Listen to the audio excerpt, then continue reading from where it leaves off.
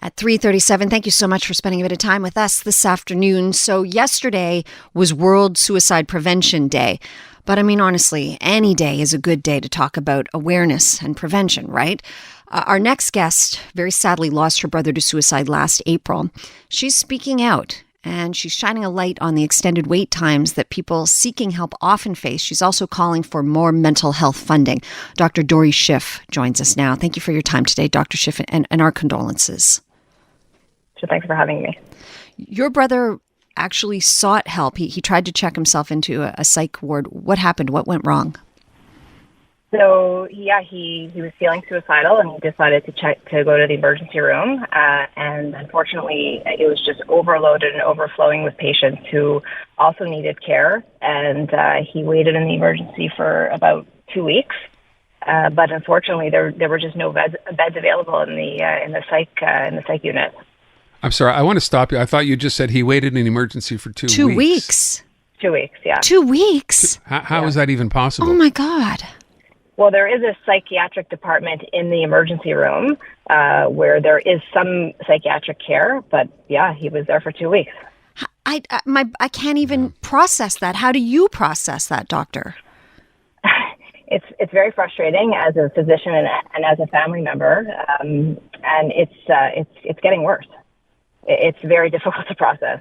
I'm sorry, does that mean you're triaged when you get there and then you're just waiting for assignment for 2 weeks? Can you just give us an idea of what actually happens when you check in or when you get there?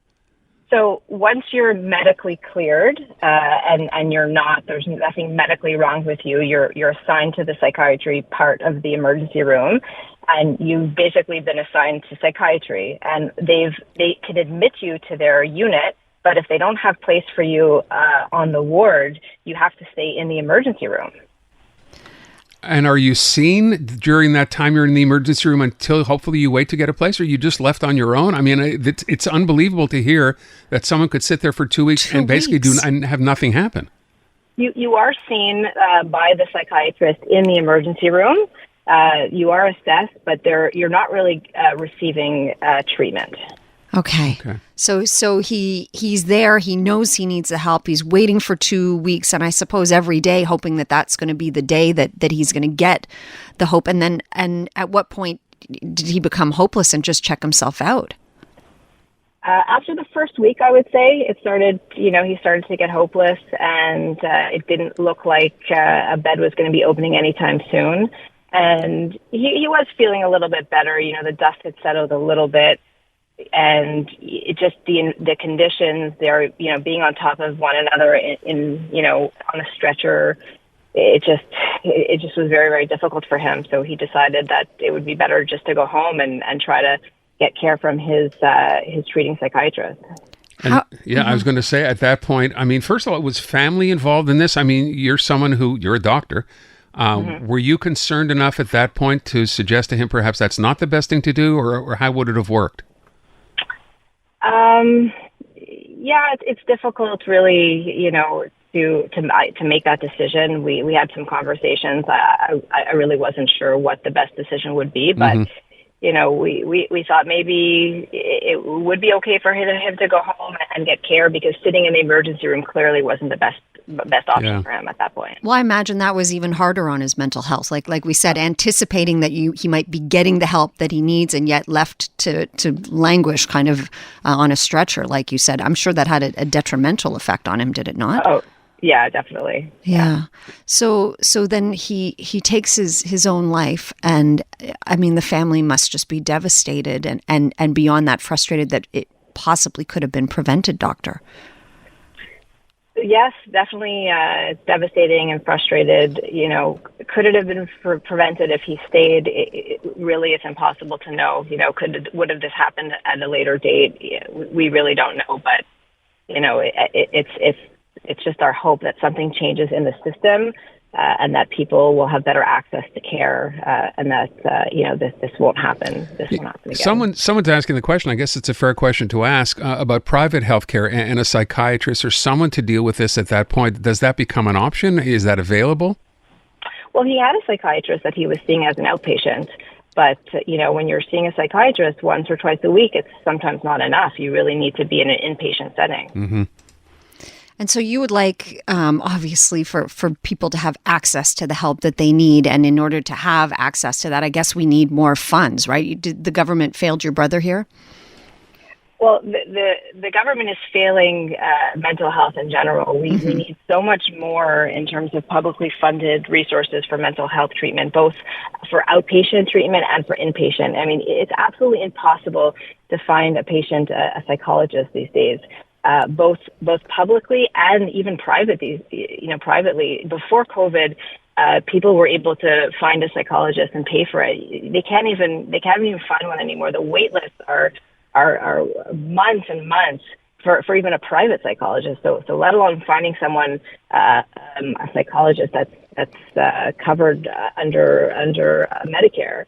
So yeah, the government really needs to be focusing on putting funding into resources for mental health. You know, it seems to me, Natasha, when we talked about this, and this has been an issue, right? The idea of not being able to get an appointment, even in the private sector, and the government, I don't want to say they paid lip service to this. I thought money had been invested or was being invested to hire more, to make it more accessible. Do you get the sense, Dr. Schiff, that's not happening and that's just something talked about but not actually put into action? Well, if it is, I don't know where it's going, to be honest. We haven't seen our patients being able to get access care faster. I mean, the story of your brother and the 2 weeks, we just can't even, I don't know how you begin to grasp that timeline just makes absolutely no sense whatsoever. The stigma surrounding mental health still persists to some degree. I do feel like people are more, there's a little bit of less shame, I would say, but still the stigma. I would love for you to comment on that, Dr. Schiff. Yeah, I think that there is less stigma, but there is still huge stigma, and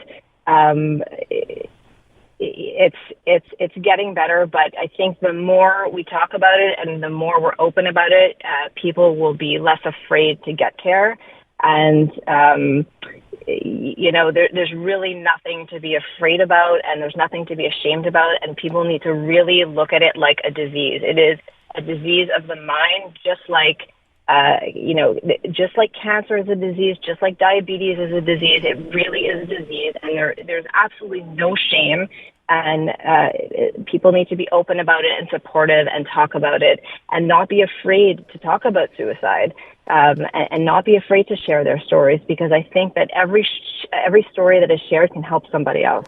Yeah, and that's the end of the line, right? It's hearing those stories, listening to those stories, because yes, that can be the first thing that does help someone else in dealing with it.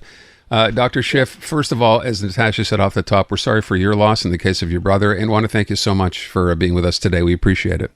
Thank you very much. All right.